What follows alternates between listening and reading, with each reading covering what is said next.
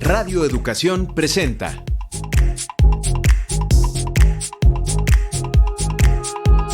Datos y hechos, información y análisis confiables. Esta semana platicamos con el artista, compositor y creador de arte sonoro, Antonio Rusek, quien celebra sus 5 décadas de trayectoria. Todos los sábados últimos de septiembre se conmemora el Día Internacional de las Personas Sordas. En nuestro comentario, 10 años de la desaparición de los 43 normalistas de Ayotzinapa. En el ámbito internacional, Israel versus Hezbollah, la guerra sin escrúpulos. Disfrute de la selección musical del día de hoy. Le saluda Alma Lilia Martínez a nombre de todo el equipo de producción y le invito a que nos acompañe los siguientes minutos con lo más relevante de la información generada en esta semana. Usted puede ponerse en contacto con nosotros a través de un mensaje por WhatsApp al número 55 12 33 29 15 o llame el 55 41 55 10 60. Nos interesa su opinión. Está lista la entrevista. Escuchemos.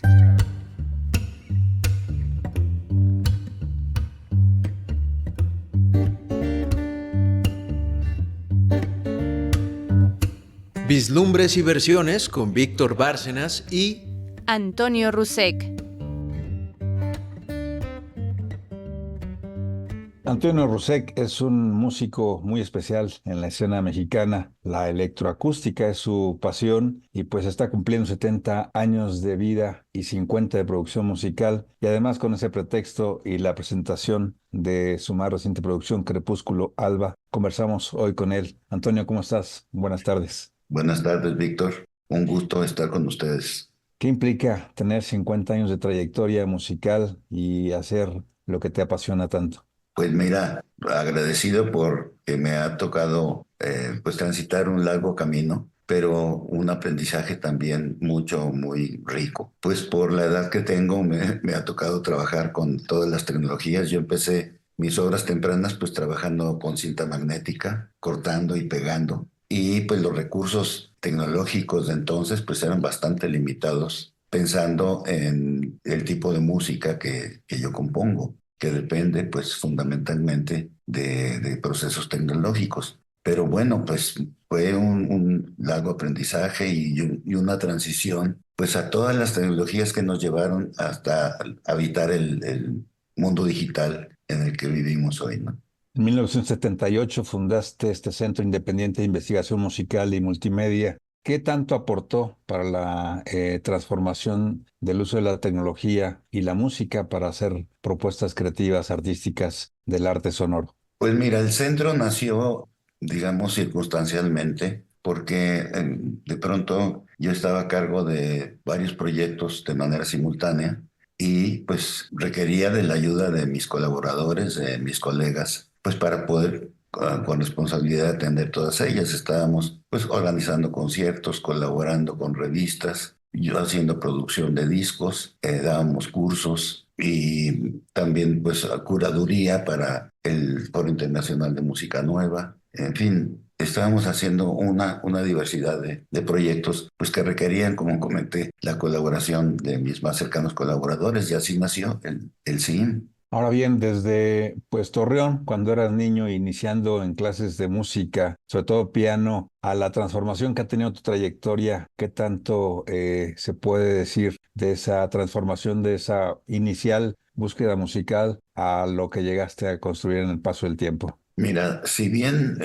el arte sonoro pues está poblado de cantidad de artistas que no necesariamente tienen una formación musical, muchos de ellos tienen una formación plástica o visual. Entonces, bueno, yo sí agradezco pues el haber aprendido música, haber aprendido a tocar un instrumento. Yo empecé a aprender el violín a los 6 años. Estudié en una escuela lasallista que había en el norte y contaba con una orquesta sinfónica. Entonces, bueno, pues como uno tenía que escoger alguna actividad aparte de las clases, pues yo escogí música. Entonces, pues empecé tocando el violín en esa orquesta y desde muy temprana edad, pues me tocó experimentar lo que es no solo poder tocar un instrumento, leer una partitura, sino tocar en una agrupación. No fue una experiencia para mí, pues muy temprana, que me ayudó muchísimo. Si bien no seguí yo ningún estudio ya posterior de música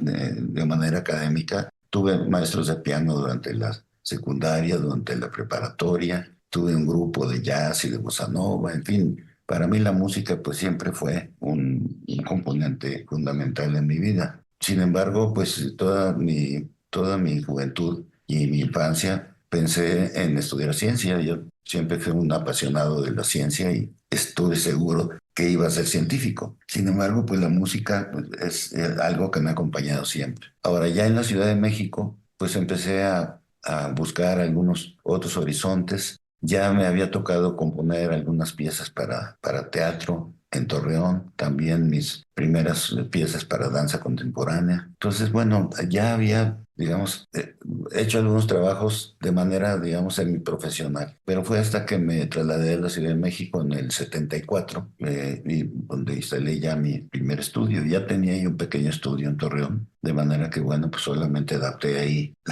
la cochera de mi casa en la colonia Condesa para instalar el estudio. Antonio, ¿qué tan importante ha sido para ti este acercamiento a otras plataformas de la producción artística como es el teatro, el cine y la interdisciplinaridad que tiene toda obra creativa? Parece que es parte de tu eje de producción y de generación de contenidos musicales. ¿Cómo lo ves tú? Efectivamente, sí, mucha de mi producción ha sido para las artes escénicas. Es una devoción que les tengo y desde muy temprana edad, desde la secundaria, desde la preparatoria, pues me involucré con gente de teatro, con gente de danza y lo mismo al estar ya en la Ciudad de México, pues coincidió con que un compañero de Torreón se trasladó a la Ciudad de México a estudiar teatro y yo le di albergue en mi casa. Entonces, pues a través de él empezaron a circular por el estudio los actores, directores, en fin, empieza uno a relacionarse con la gente de teatro y de danza en la Ciudad de México. Y pues tras muy poco tiempo empecé a pues, a ser comisionado para componer para grupos de danza contemporánea, para obras de teatro. Y fui muy afortunado porque me tocó pues trabajar para los mejores directores del teatro más serio y más comprometido en México. Igual con los coreógrafos y coreógrafas más importantes de México. Con Guillermina Bravo y el Ballet Nacional de México me estrenaron tres obras. Estrenó tres coreografías con obra mía en Bellas Artes. Y, en fin, me ha tocado también trabajar con gente muy relevante. Entonces eso también ha sido una experiencia muy enriquecedora en mi vida. Y pues ha sido pues, mi segundo amor, ¿no? Las artes escénicas. ¿Qué tan difícil es conciliar esos criterios de creatividad individual y concertarlos con quienes están colaborando contigo, en este caso desde la danza o el teatro? ¿Fluye esta retroalimentación mutua que se están dando para generar lo que están proponiendo? Depende del proceso de montaje, de la dinámica que se tenga durante el proceso. Porque, por ejemplo, para danza contemporánea o para danza en general, pues es diferente si un grupo comisiona una música y esa música está hecha especialmente para el movimiento, o si un grupo simplemente toma una música que ya está compuesta y sobre esa música diseña el movimiento.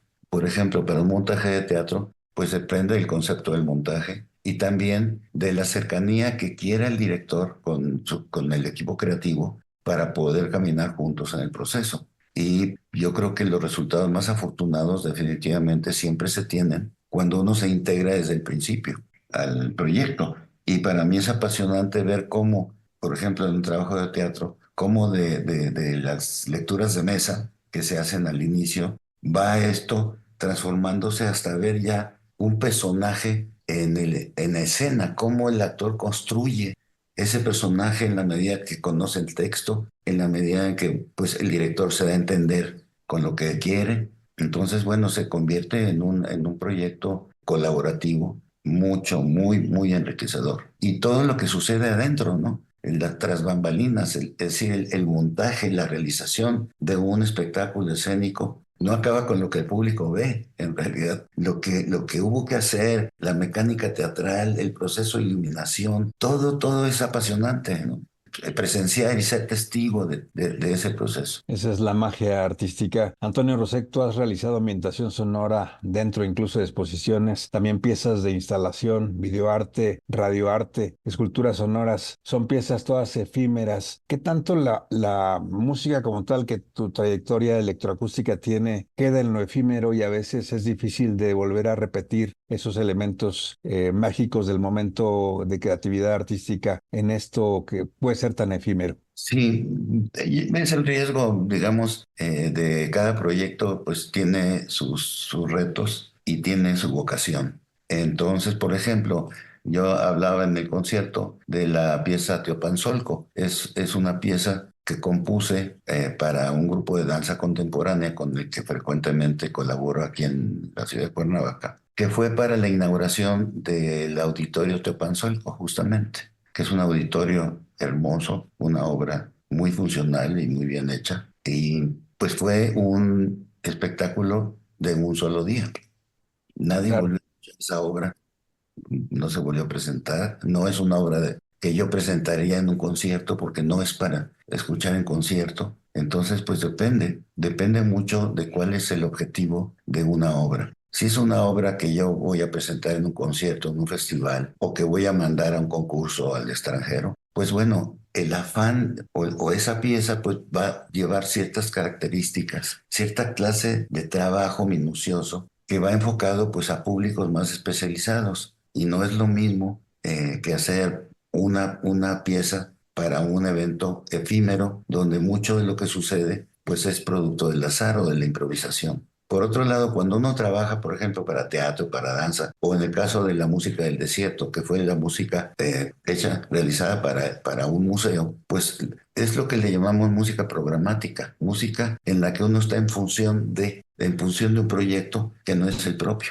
Y uno tiene que entender como creativo, como músico, pues cuáles son los retos y cuáles son las necesidades de ese proyecto para hacerlo efectivamente. Antonio, finalmente te preguntamos acerca de tu nueva producción Crepúsculo Alba. ¿Dónde puede la gente acercarse a conocerlo, a este material? Si está en las plataformas nuevas. Y también no quería terminar sin antes preguntarte si las nuevas tecnologías impactan de manera negativa esta creatividad o al contrario, se utilizan para dar un reforzamiento a la intencionalidad musical que ustedes plantean desde el ámbito de la electroacústica, música electroacústica. Bueno, como todo avance tecnológico y más que el avance en sí, el impacto que tiene sobre las prácticas artísticas, sobre la población que se dedica a ello, pues es, por un lado, la democratización de los medios, es decir, la tecnología se ha vuelto cada vez más barata, más accesible para los grandes públicos. Entonces, pues con relativa facilidad, cualquier músico, cualquier artista puede tener en casa ya un pequeño estudio y hacer producciones personales, ¿no? Eso por un lado, yo creo que es un gran beneficio el hecho de que pues, la tecnología se haya ido adaptando a nuevos nichos de consumo. Pero por otro lado, pues vemos que en la red está saturada de productos artísticos o de música, para ser más preciso, muy mal producida por gente que pues, no tiene experiencia, no tiene suficiente conocimiento para hacer lo que se tiene que hacer al masterizar, al darle terminado final, por ejemplo, a algo que se quiere publicar. Entonces, pues tiene estas dos, una ventaja y una desventaja, ¿no? Con respecto a la producción, me parece que ya está en línea para que la puedan conocer, pero la intención de mis jóvenes productores es iniciar una campaña que justamente fue el día del concierto para la producción de dos discos, de dos viniles, donde se van a publicar justamente materiales pues que no se han escuchado, como estos que platicaba hace rato. Perfecto, pues estaremos dando seguimiento a la manera como están publicando estos materiales viniles. ¿Hay alguna manera de que la gente pueda estar pendiente de alguna página en la cual puedan seguir esta producción de viniles del Crepúsculo Alba? Sí, el sello se llama Otono, otoño sin ñ, Ajá. y pueden entrar directamente al sitio. Está dirigido por Luis Clériga, un bueno, no tan joven, pero sí mucho más que yo, pero muy, muy, muy dinámico, pues ha hecho durante ya 10 años una labor de producción, de difusión, no solo en México, sino también ha establecido nexos con gente del extranjero. Muy, muy interesante. Pues Antonio Rusek, muchísimas gracias y sigamos celebrando tus 70 años de vida y tus 50 años de producción musical de esta gran propuesta de la música electroacústica en México. Muchas gracias Gracias, por... Víctor, gracias a ti y buena tarde.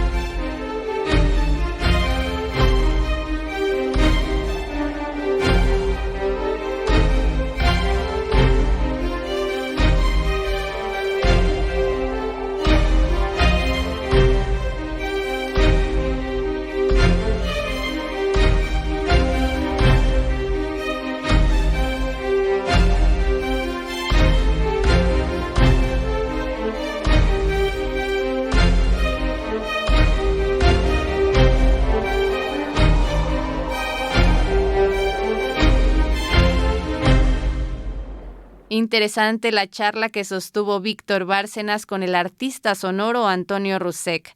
Les recomendamos que escuchen su más reciente producción discográfica, Crepúsculo Alba. En la música escuchamos de nuestro invitado Antonio Rusek, Austral Antártico, parte 5. Escuchemos nuestra siguiente sección. Adelante.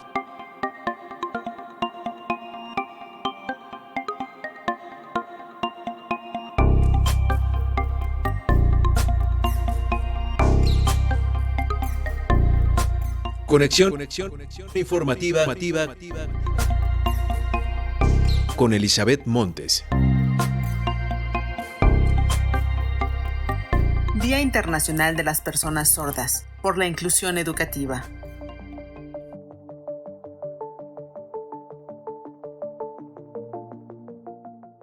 En México, aproximadamente 7 millones de personas viven con discapacidad auditiva. Casi 2 millones son niñas y niños que, debido a esta condición, la mayoría no alcanza los mismos resultados académicos que sus pares oyentes. De acuerdo con datos de la Comisión Nacional para la Mejora Continua de la Educación, el rezago educativo es más grande entre la comunidad sorda, que enfrenta obstáculos adicionales en su proceso de alfabetización y comprensión matemática. En el marco del Día Internacional de las Personas Sordas, que se conmemora el último sábado de septiembre, una iniciativa busca convertirse en una herramienta para fomentar que niñas y niños sordos o con otras discapacidades desarrollen el pensamiento matemático de manera accesible y efectiva. Se trata de Mi Cuaderno de Señas Matemáticas, creado por la maestra en educación preescolar María Elena Rodríguez y el diseñador gráfico René Pontón, ambos padres de una joven con sordera. Acerca del contenido de esta iniciativa que pretende romper las barreras educativas, habla María Elena Rodríguez.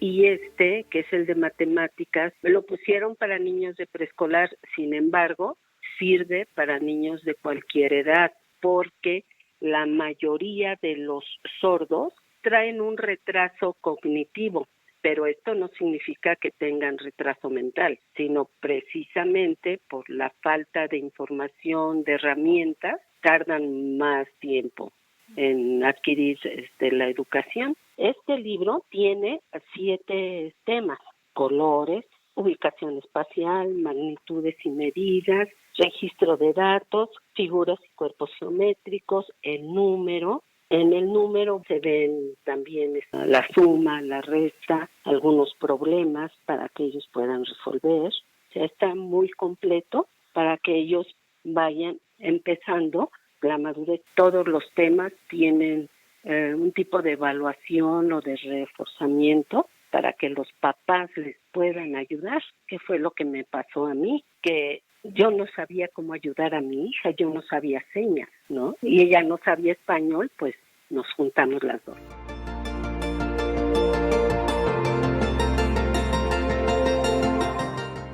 La principal causa del rezago educativo en las personas con sordera no es intelectual, sino comunicativa. Las niñas y niños sordos enfrentan barreras significativas en la comprensión de los contenidos educativos debido a la falta de acceso a un idioma que puedan comprender fácilmente. En ese sentido, nuestro país tiene varios pendientes en el fortalecimiento de la educación especial. Al respecto, escuchemos a María Elena Rodríguez, autora del texto Mi cuaderno de señas matemáticas, publicado bajo el sello de Editorial Trillas. Partiendo que México fue de los primeros que firmaron para que se impartiera la educación especial, todavía pues nos falta mucho porque las maestras no saben lengua de señas. Y es más, muchos niños que asisten a la escuela tampoco saben lengua de señas, porque ya sea que nazcan en familias de oyentes o en familias de sordos y les falta la información. Los libros vienen con el significado y el significante y aparte la palabra para que ellos te lo entiendan. Fíjate que alguna vez que es un libro, lo traía yo y un chico sordo, puede haber tenido como unos 10 años, se acercó y se le quedaba viendo al libro y le dije, ¿lo quieres ver? Y me dijo, sí, se lo enseñé, brincaba de gusto y decía, por fin entiendo, mamá. Entonces, imagínate nada más, pues ellos usan libros para oyentes, que no les significa mucho.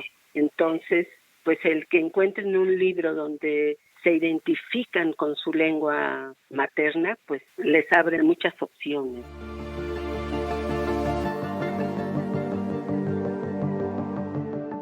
Datos de la Cámara de Diputados indican que de la población sorda, solo el 46% tiene acceso a la educación básica, por lo que muchas personas sordas tampoco emplean la lectoescritura o saben leer los labios. De ahí la importancia de promover la lengua de señas mexicana y la lectura labiofacial como parte de una inclusión integral.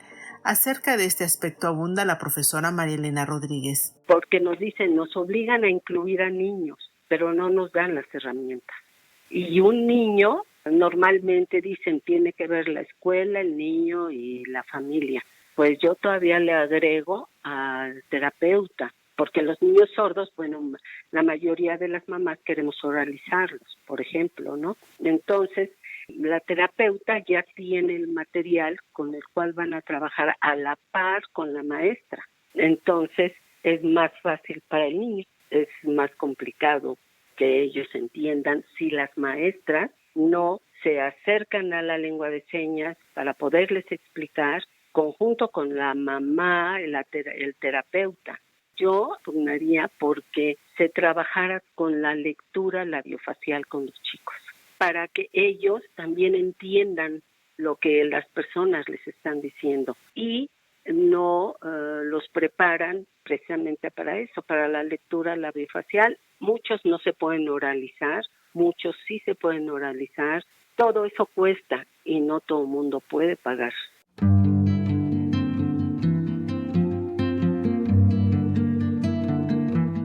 Gracias por tu escucha. Nos reencontramos el próximo viernes con otro tema de interés, aquí, en Datos y Hechos. No importa desde dónde vengas, si andamos juntos por el camino. La vida es como una noria que va girando, se para y te deja donde quiera el destino. Oh, oh, oh. Los sueños son los que van guiando y llenan tu corazón divino.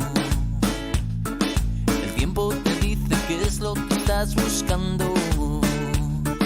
A veces te trae amor y otras veces frío. Oh, oh, oh. Y si me pusieran tu piel para escaparme contigo, para volver a creer, para encontrar el camino, como volar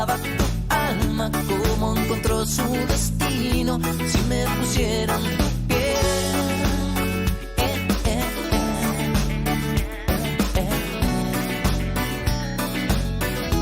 yo vibraría contigo.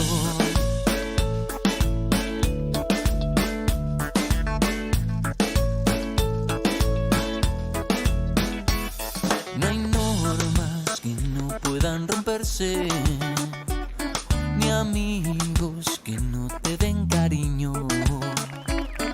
La vida está diseñada para moverse, y tú si te mueves yo bailaré contigo. Oh, y que no te digan que no puedes ser nadie, que no te digan que no puedes levantarte, y que te digan que no, que no, que no, que no. Puedes ser de los que duermen o ser de los que despierten, para hacer de este mundo un lugar mejor. Y si me pusieran tu piel para escaparme contigo, para volver a creer, para encontrar el camino, como volaba tu alma, como encontró su destino. Si me pusieran tu piel,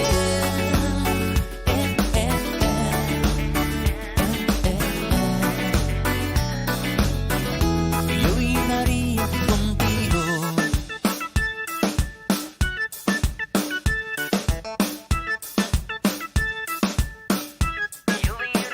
Y que no te digan que no puedes ser nadie, que no te digan que no puedes levantarte, si adelante no puedes quedarte atrás. Que no te digan que no, que no, que no te digan que estás aislado, que no hay tía, que solo existe un lado y mala compañía. Si estás enamorado de esta linda vida, por eso que no te digan que eres diferente, que no te queda nada, límites tu mente, tu mágica mirada y vuela alto, vuela. Que no te digan que no puedes ser nadie, que no te digan que no puedes levantarte, si adelante no puedes quedarte atrás. Que no te digan que no, que no te digan que estás aislado, que no hay tu tía, que solo existe un lado en mala compañía. Vuela alto, vuela, y no lo pienses más. Pugnemos porque se trabaje en las escuelas con la lectura labiofacial. Esto les significaría un gran avance a las niñas y niños sordos y la inclusión como cualquier persona que tiene derecho a la educación.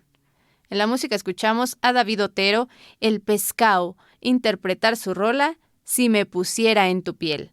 David Otero dice: en terapia entendí que el pescao fue una armadura para protegerme del fracaso. En junio de 2021, David Otero presentó un disco en el que repasa más de 2 décadas de carrera en la música con canciones que van desde El canto del loco hasta su etapa como El Pescao. Escuche a David Otero, vale la pena. Usted sintoniza en Radio Educación el programa Datos y Hechos, Información y Análisis Confiables. Puede comunicarse con el equipo de producción a través de un mensaje de WhatsApp al número 5512 3329 15 o marque el 55 41 55 1060. Está lista nuestra siguiente sección. Escuchemos. Libre Expresión con Víctor Bárcenas. 10 años de la desaparición de los 43 normalistas de Ayotzinapa.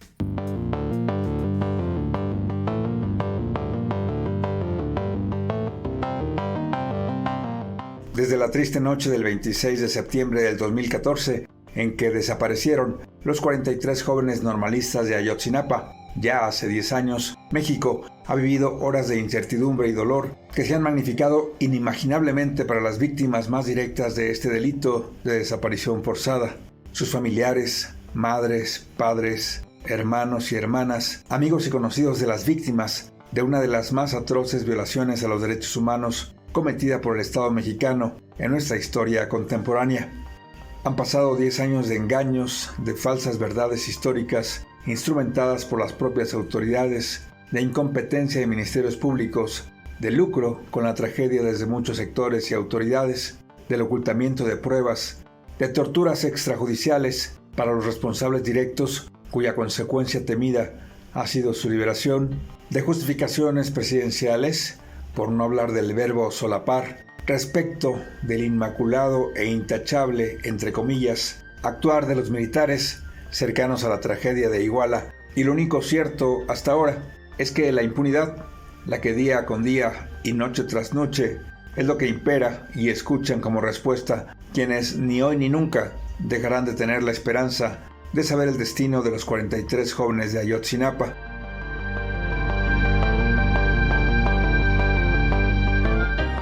Es claro que la sola voluntad política no sirve para resolver una tragedia humana que enluta desde hace 10 años a 43 familias y a todo el país.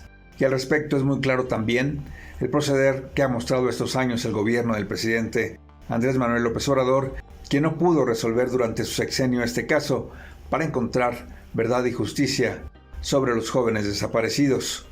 Sus compromisos y alianzas con el ejército mexicano y la cerrazón de las fuerzas más retrógradas dentro de las filas castrenses han impedido saber hasta dónde los militares, más por omisión que por actuación, permitieron que bajo sus ojos ocurriera la tragedia de los 43 estudiantes, la triste noche de Iguala.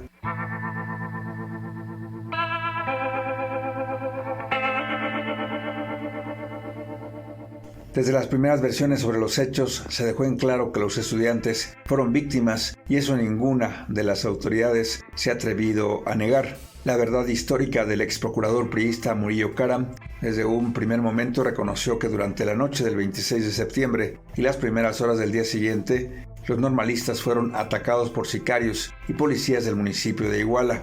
Tras ser sometidos, los estudiantes fueron entregados al cártel Guerreros Unidos, quienes, al creer que se trataba de integrantes de una organización delictiva rival, presuntamente los desaparecieron.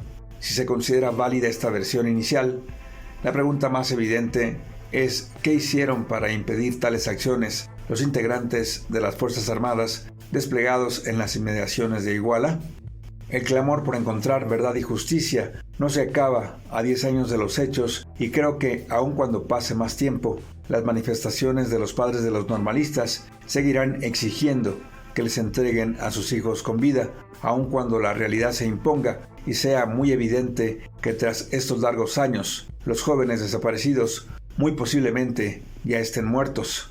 Dicen en el lugar común de las frases que la esperanza muere al último, y tal vez con una nueva etapa de las autoridades federales en el gobierno de Claudia Sheinbaum que está por comenzar, pronto veamos señales de que habrá de saber todo el país quiénes son los responsables de este crimen de Estado, porque no solo se necesita saber quiénes orquestaron esta tragedia de desaparición forzada de los normalistas, sino sobre todo se necesita un castigo a los responsables para que sea una clara señal inequívoca y muy precisa de que la impunidad en México no se tolera más.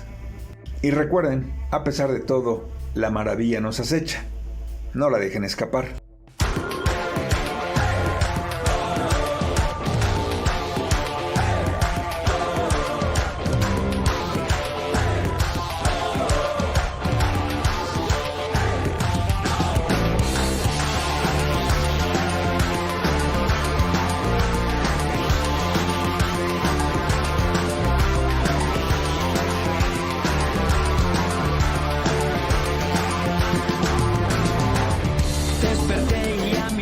Ya no estabas, te busqué y solo en sueños te encontraba.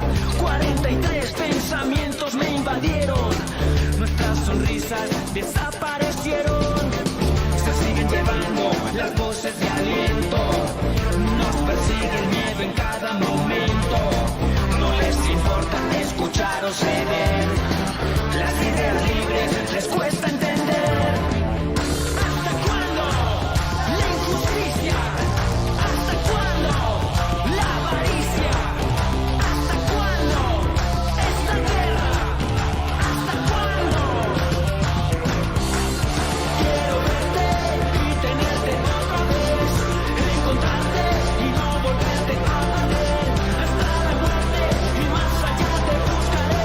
Yo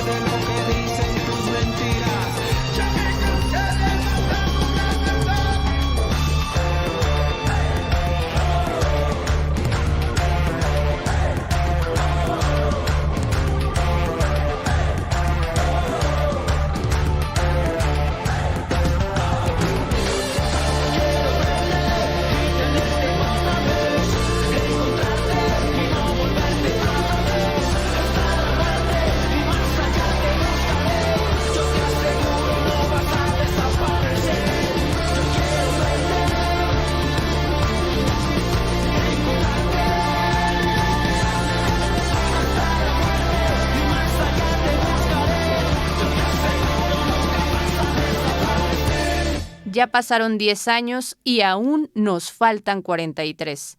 En deuda ahora el gobierno de AMLO con los familiares de las víctimas y con el país para saber realmente qué sucedió. Veamos cómo retoma el caso la presidenta electa Claudia Sheinbaum y por fin sepamos la verdad. En la música escuchamos del Dr. Crápula Desaparecidos. Es un homenaje a los 43 estudiantes desaparecidos de la Escuela Normal Rural de Ayotzinapa. En abril de este año, Mario Muñoz, líder de la reconocida banda colombiana Dr. Crápula, detalló las razones detrás de su decisión de mudarse de Colombia a Alemania hace 2 años y medio, una movida que incitó curiosidad entre sus seguidores y el público general. En una reciente aparición en el programa La Red de Caracol Televisión, el vocalista compartió las motivaciones detrás de su cambio de residencia, señalando un conjunto de circunstancias desafiantes que enfrentó en su país natal. Muñoz explicó que su participación en movilizaciones sociales en Colombia lo puso en una situación complicada, experimentando un nivel de hostigamiento y amenazas a su vida que consideró insostenible. Sí, uno constantemente está recibiendo amenazas a través de las redes, afirmó aludiendo a las represalias por su activismo.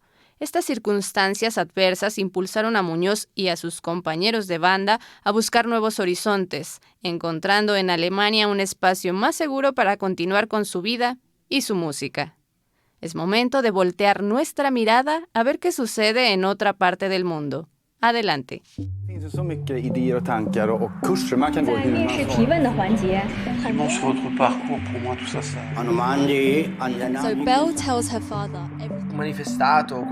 Pasaporte Internacional a cargo de Ricardo Mercado Bravo.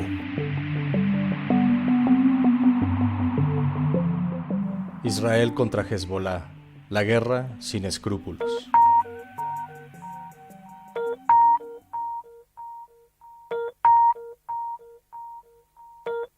Un líder longevo y pragmático que se alió con lo peor del espectro político de su país para no acabar en la cárcel.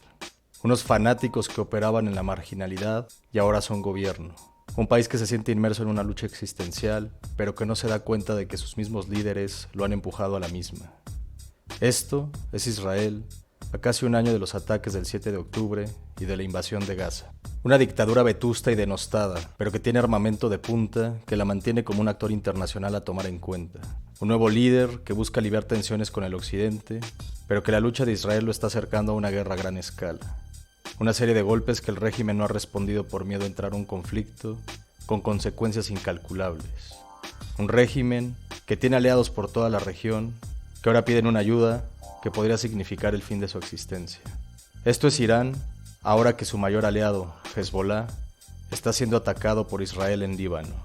Y está Gaza, una tragedia que ha dejado en evidencia los peores males de la humanidad y que ha mostrado el lado más oscuro de Occidente, en especial sus contradicciones frente al sufrimiento ajeno. Estados Unidos y Europa han solapado los crímenes de Israel y, a pesar del llamado de grandes sectores de sus sociedades, siguen financiando una guerra que les resta credibilidad a ojos de todo el mundo.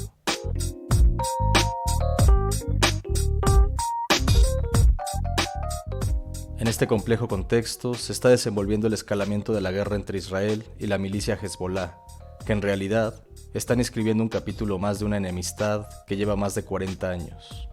Este último levantó el morbo natural de la gente porque la Mossad, el servicio secreto de Israel, logró meter explosivos en miles de beepers y walkie-talkies que usaban los miembros de Hezbollah para comunicarse entre ellos. Los detonó el fin de la semana pasada, causando 37 muertos y 3.000 heridos.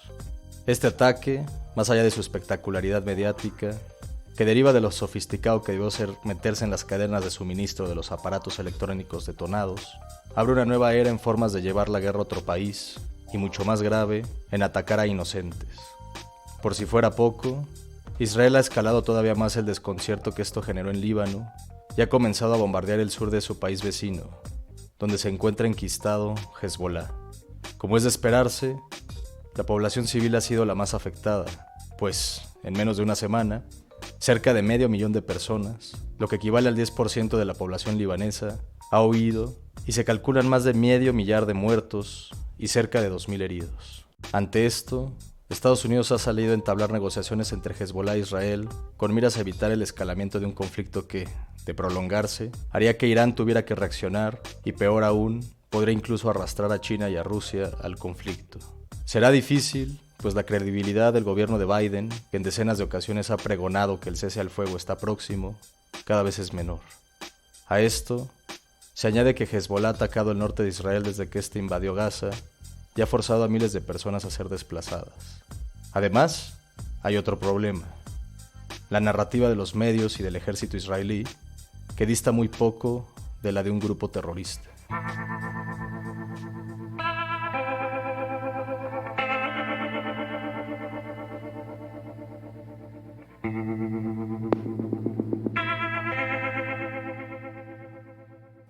Sashar Pinsker, historiador judío, y Slavoj Žižek, quizás el filósofo más famoso de la actualidad, han señalado desde hace meses cómo los miembros del Tzahal, el ejército israelí, han reivindicado la invasión a Gaza a través de la llamada poesía de la venganza, la cual es un medio para mantener la moral alta de las tropas.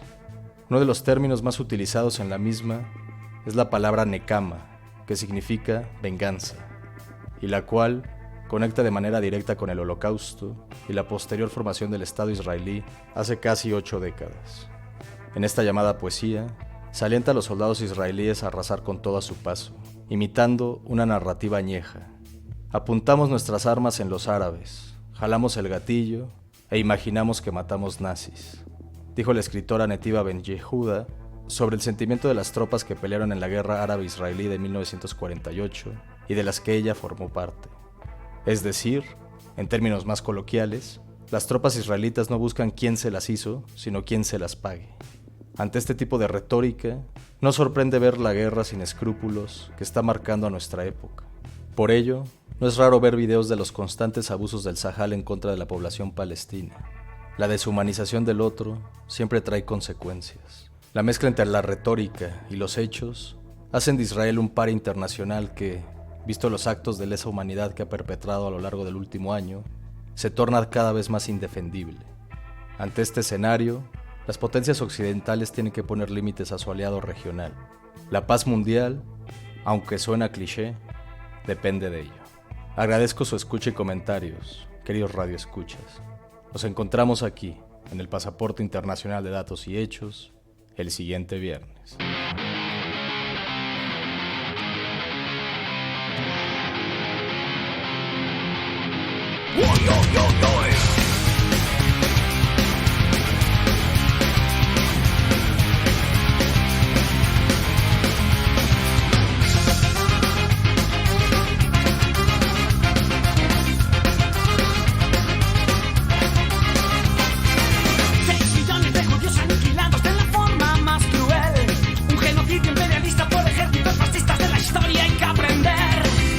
Las víctimas se han convertido en los verdugos, se vuelven del revés.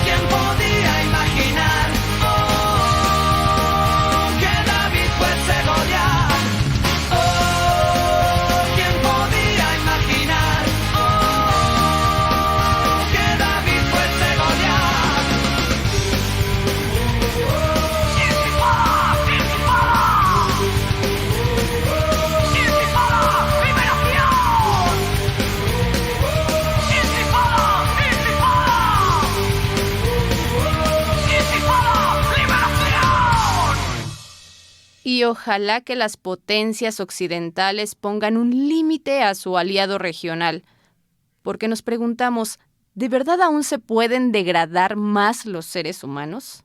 Seguiremos atentos a lo que suceda. En la música escuchamos Intifada del grupo Escape. Es un grupo español de ska punk formado en Vallecas, Madrid, en el año de 1994. Sus canciones hablan de distintas temáticas, su rechazo e inconformismo con el sistema actual, sobre el anticapitalismo, antifascismo, antitauromaquia, antiimperialismo, críticas a los medios de comunicación y a la Iglesia Católica, apoyo a los derechos de los animales, el veganismo, el ecologismo, el feminismo, el anarquismo y el antinarcosindicalismo. Han compuesto canciones respaldando la lucha del grupo mexicano Ejército Zapatista de Liberación Nacional, el pueblo palestino y la revolución bolivariana, homenajeando en la canción El Libertador, dedicada al libertador de América Latina, Simón Bolívar. Su canción Cannabis reivindica y apoya la legalización de la marihuana. Algunos de sus temas son El Vals del Obrero, Mis Colegas, Sexo y Religión, Niño Soldado, entre otros. Aunque su principal género es el ska punk, en algunas de sus canciones también hay ritmos españoles, latinos, de días festivos como villancicos y otros estilos jamaicanos como el reggae, que en varias ocasiones buscan enfatizar el tema de la canción. Llegamos al final de esta emisión. Le recordamos que puede sintonizar el próximo viernes a la misma hora Datos y Hechos, información y análisis confiables, en donde analizaremos lo más relevante de los acontecimientos nacionales e internacionales. Se despide Alma Lilia Martínez a nombre del equipo de producción. Buena tarde.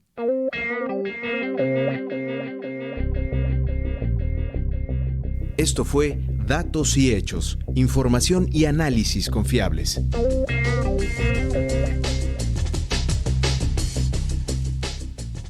Participamos en este programa Servicio Social Brandon Vela y Daniel González. En el equipo de producción Guillermo Lagarda Trillo, Heréndira Salazar, Víctor Bárcenas, Elizabeth Montes, Ricardo Mercado Bravo, Sergio Bonilla, Alma Lilia Martínez y Laura Elena Padrón. Una producción de Radio Educación.